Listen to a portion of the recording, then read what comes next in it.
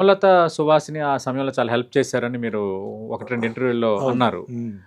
అంటే మిగతా అంటే హీరోలు ఎవరు రెస్పాండ్ అవ్వలేదు సార్? ఈ సుమన్ ఓ మంచివాడు అని అట్లా?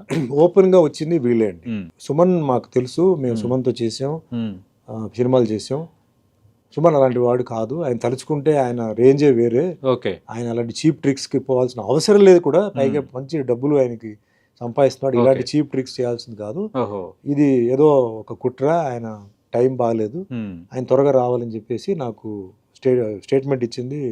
ఆన్ రికార్డ్ ఉంది. ఓకే. సుమలత అండ్ ఓహో! సుహాసిని. హ్మ్. మిగతా వాళ్ళు మరి వాళ్ళందరూ బ అంటే భయపడిపోయి హ్మ్. బిహైండ్ ద స్క్రీన్ చేశారో ఏమో నాకు తెలియదు.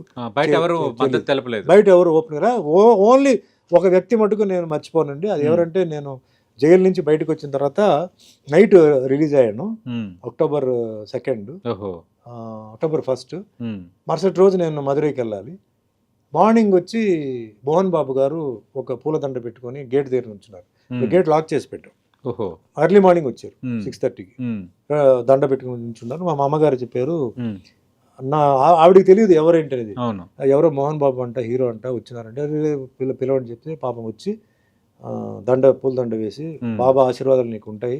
మీ మదర్ కూడా బాబా డివోటీ, నేను కూడా డివోటీ. హ్మ్. ఖచ్చితంగా మళ్ళా నీకు అన్నీ మామూలవుతాయి సుమన్, డోంట్ వరీ" హ్మ్.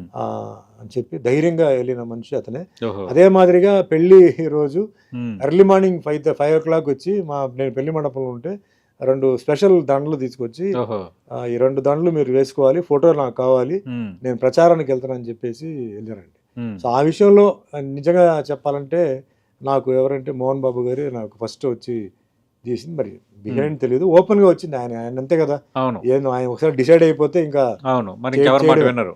కేర్ అవును. చేయడానికి చేయడు. ఓకే. సో, ఆయనే చెప్పుకోవాలి. అవునవును.